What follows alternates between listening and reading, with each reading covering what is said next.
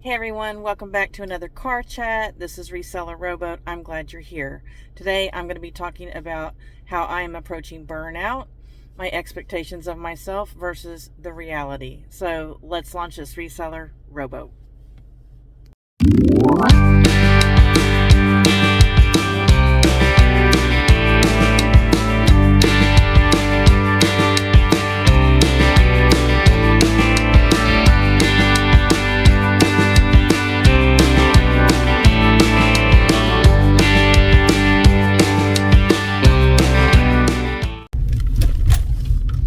Hey everyone, thanks for joining me on another car chat. I did not have a shipping live stream on Sunday night because I went to my parents', which is what I'm doing now, and I got home late. So this video is going to be put up hopefully Monday the 18th. I am what Adam's exploits called spinning plates right now. I am actually approaching burnout. And I think it's important to notice when you're approaching burnout so that you don't actually get deep in it, because that can cause all kinds of problems. So how do I know when I'm approaching burnout? Well, the first one is I want to sleep all the time. I work late at night, so obviously I'm going to be sleepy during the day because I don't get a full 8 hours sleep. I never do, unless it's the weekend. And usually it's chopped up. All right. 5 hours here, 2 hours there, 1 hour there. Another way I know that I'm approaching it is nothing is getting done. And that's usually things in my personal life. The house is a wreck. Chores aren't getting done. And it's just, I can tell, The next one is I get impatient or upset with people. I get short with people. I don't take change very well. I don't take problems very well, things that go wrong. I don't stop and think about how to fix them. I just immediately get angry or upset. And the fourth way, which is kind of like number 2, I put personal task aside. So first I want to talk about sleep. I work until midnight, usually every night, either on my eBay Poshmark business or on my podcast. And then around midnight I stop and I play games on my iPad. I listen to podcasts and YouTube shows, trying to settle my mind down. Now, I know you're not supposed to do screen time right before you go to sleep. That's just an issue that I have. It relaxes me more to be doing something. I try to turn the screen brightness down as much as possible, but it relaxes me to play my games, and that's just what I do. So nothing getting done. I make a list of everything that needs to get done in my planner, and I know you guys know that I'm very organized mentally. I have a planner that I write everything down on. But lately, writing things down has not really worked for me, and I don't really know why that is. But that's just, I don't know, it's just not working. I'm not checking things off. I'm not even looking at the list, to be honest with you, because it's in my head. But because of that, because I'm not looking at the list, I'm not doing things that are priority first. I'm doing little things that I want to do, not things that need to be done first. And then at the end of the day or the end of the week or the end of the month, I'm like, I didn't do this. Why didn't I do this? And I go back and it's not checked off. So I'm really lacking in that right now. And the reason I called this expectations versus reality is because I expect myself to check this off every day. That's how I've set it up, right? But the reality is I don't check it. I don't know how many times in the last couple of weeks it's been like 2 o'clock and my wife goes, "What are we having for dinner?" And I'm like, I don't know. And I didn't take anything out. I didn't even check to see what we were having for dinner. So now it's 2 o'clock, and if it's some meat or something that has to be defrosted, I'm kind of screwed by 2 o'clock because we usually eat about 5:30. So, I don't know. I expect myself to do certain things, but I'm not. And a lot of that is because I'm just simply burnt out. I'm doing too many things at once, and I'm not prioritizing. When I talk about getting upset or anxious when things go wrong, or, when I'm burnt out, my way of solving that right now is I'm reading the Daily Stoic every night, and I'm writing in the Daily Stoic journal. It was written by Ryan Holiday. The philosophy of Stoicism is to let go of things that are out of your control. And so every day I read a passage. It takes me like 5 minutes to read the passage. And then in the journal, there's a question and I answer it. And sometimes I only answer it with one sentence. There's a whole place for a whole page you can write, but I barely write anything. And I started doing this in February, and I'm finding myself now when I get upset about something, I think to myself, what would the Stoics say in this case? For instance, this morning, I haven't had any sales this morning, and I got an offer that came in, and I could see it on my phone. It said offer was $649, and immediately I got stressed. I'm like, what the heck, $649? Like, who the heck is sending me an offer for $649? And I got all bent out of shape in my head, and then when I opened the offer, it's on a pair of bikini bottoms that the worker at the cash register accidentally threw in my bag. That it wasn't even mine, and I didn't want it, but I listed it anyway. It was on one of my hauls, and it was listed for $19.99 or best offer, and of course I'm going to take $649. I didn't want that item in the first place, so I could have saved myself a whole lot of upset if I would have checked first before I got all bent out of shape about it. Also, I had about 12 packages going out yesterday on Saturday, and the temporary postal worker, walked by, dropped our mail in the mailbox, walked around the packages, and never came back. And so that gets my goat every time. And so this morning I opened up a complaint as usual. I'm keeping a file of the complaints and when they were made. And every time I make a complaint, I will say, this is the third complaint this year. This is the fourth complaint this year. These are the dates that I filed these complaints. And to let them know that I know how many times I've complained during the year. Last year it was probably 12 to 15 complaints. Still the same thing happens. But if I follow this process and try to take the personal feelings away, it's going to make me less stressed, right? And so that's what I did this morning, and I'm feeling good about it. I even told them, I said, hey, I know you've got postal workers going around in the neighborhood on Sundays. If you don't have them pick up my packages today, tomorrow the postal worker will have over 30 packages to pick up, just letting you know. And then what I will do in the morning is I will message my regular mail carrier and see if he's on the clock tomorrow. And if he's not, I will go down and take over 30 packages to the post office and have them scanned at the window.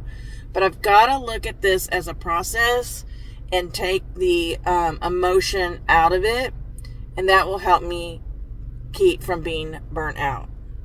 Got to go in and pay for some gasoline, and I'll be right back. All right, I'm all fueled up. Got my drink here. I counted out 53 pretzel sticks for my snack.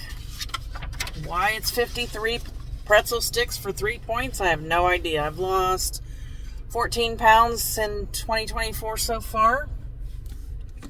And my wife is doing really well at it. She's lost more than I have. All right, back to the topic. So we were talking about the Daily Stoic. And some of you know that I have an OCD podcast available on Spotify, iTunes, and YouTube. Most people listen on iTunes.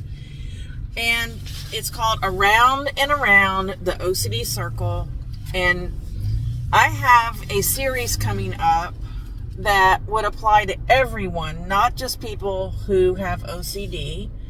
and it's with a guest that I've had on my show before. Her name is Jamie McPeak. She is an actress, dancer, performer, and she's an environmentalist, and she's a mental health advocate. Her group is called Flip of a Coin, and in that conversation we talk about self-love, and she brought up the fact that she reads the Daily Stoic every day.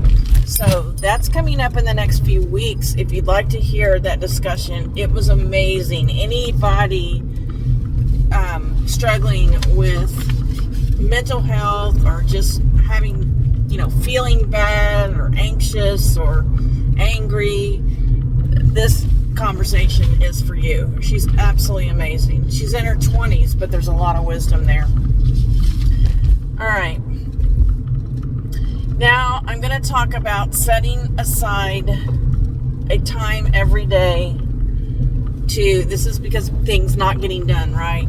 To straighten things in the house, to cook, to organize. Things that are so simple, like giving my wife a kiss or petting my dogs. Like, those are things that I really have lacked in lately. Like, I'm just not even thinking about. My dog would just love it if I would just sit for 5 minutes and, scratch her ears. Those are the kinds of things that are not getting done that really make an impact on my life. And so I'm trying to put aside time every day to do things like that. And it's hard. I'm not going to say it's easy. All right. It's hard. I have notes here. I'm trying to read and drive. Hopefully I won't go the wrong way like I did on my last video.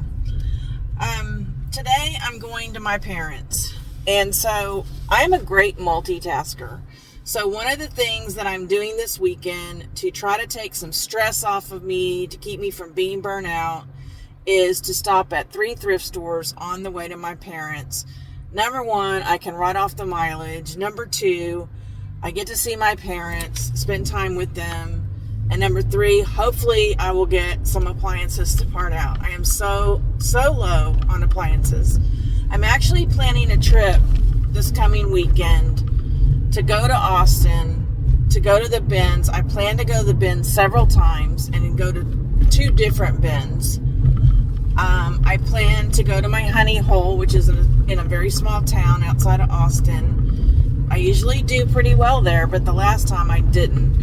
And then there's another thrift store in that town that I went to years and years ago, and I'm going to try that. I know it's cash only, but I got plenty of cash because I've been saving my cash for garage sales and flea markets. I'm not going to the flea market today, by the way. You guys knew I was going to go. Well, we had a major storm this weekend, and it's just going to be muddy, and I did not feel like dealing with the mud today. Trying to pull my cart through the mud, and it just wasn't for me. But anyway, I'm going to try to oversource when I go to Austin. Oversource to where I will have so many things to list that I don't have to worry about it. I am not going to be making any more reseller boxes this month. I have 1 left. If you want to see what's in the reseller box, it's plus sizes extra large and up. Go to my Instagram or my Facebook page and you will see it's box number M as in Mary 1. M2 has sold. All right. Now, the other thing that has been stressing me out lately is, this weekend I basically took the weekend off, so I let 30 items go live a day. So I had to make sure that I had 90 items completely drafted so that today I'm not even worried about my drafts, right? And so the way I did that was I drafted Thursday as much as I could. And then when I got to a stopping point, I said, okay, from the rest of the day, all I'm going to do is do inventory, end these listings, change a photo, change the title, change the color, whatever, and save the drafts. And now I have 110 drafts, and about right now I'm at I have about 20 now that are ready, but I didn't have to work yesterday at all if I didn't want to. I didn't have to work Friday at all if I didn't want to. That's how I'm keeping myself from being burnt out. If I don't have inventory to list, then I'm just going to keep running those old items back through. And I wish I could do a video for you guys, maybe I will, on the things that are selling for me that I just inventoried. All I did was change 2 things and they sold. And it's so weird that they're selling. It's like eBay really sees it as a new listing. And I think it's working. And I think eBay thinks I'm putting up 30 new listings a day instead of the 15 that I was doing in November and December. So I think that's one of the reasons why my store shot up in sales. I really do.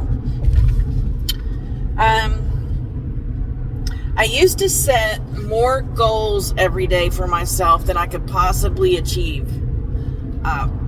And then whatever I didn't get done, I rolled it over to the next day. Well, now I'm doing the opposite. All right. I'm choosing to do the opposite. I'm setting a realistic goal for the day. And then I have a list of what I call rollover goals. And so when I finish those few goals for the day, I go over to the rollover list and I do something from that list. And that has taken a lot of pressure off of me. That's doing it backwards. And then what I do is I pick a day where I'm not going to do anything but work on that rollover list, because that rollover list is going to get longer and longer and things aren't going to get done. So for instance, this month it was to finish my taxes, and it was on my rollover list for, I don't know, 2 or 3 weeks, and I never did pick it. When I had time, I was like, nah, I'll do it later. I'll do it later. Scanning my receipts is on there. Putting boxes away that have been delivered, inventory boxes that have been delivered, they're still in the packages. That's on my list to do. Amazon packages that I've gotten that, I ordered some inventory bags. They're still in the box. That's on my rollover list to do. Things like that. So I pick one day and I start with my rollover list, and I get as many of the things on my rollover list done. And then the next day I start back with daily goals. I think that's really going to help me a lot.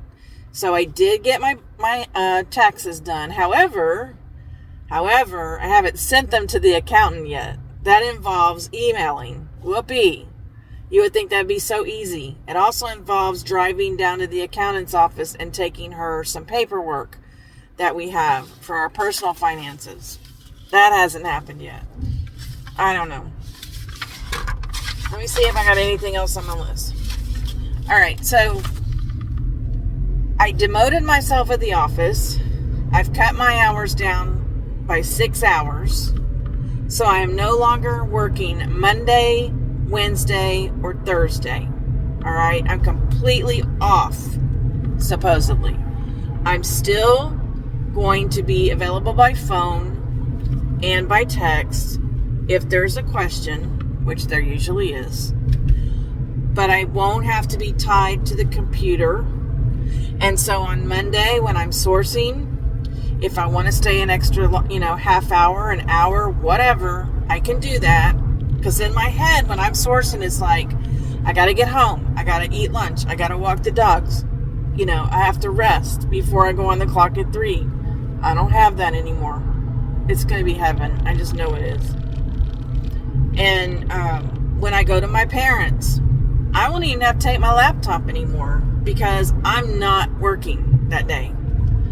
I can get a call and I can tell somebody what to do on the computer, but I don't have to take my laptop, and I can give them my full attention. That's awesome. If I go to Austin, if I want to stay over a day on the weekend and I want to come back on Monday, I can do that. So I've made that for myself. Now, of course, I have to pay my assistant out of my salary for those extra 6 hours a week. It ends up being a little over $400 a month that's coming out of my salary. And I feel like, that's worth the trade-off.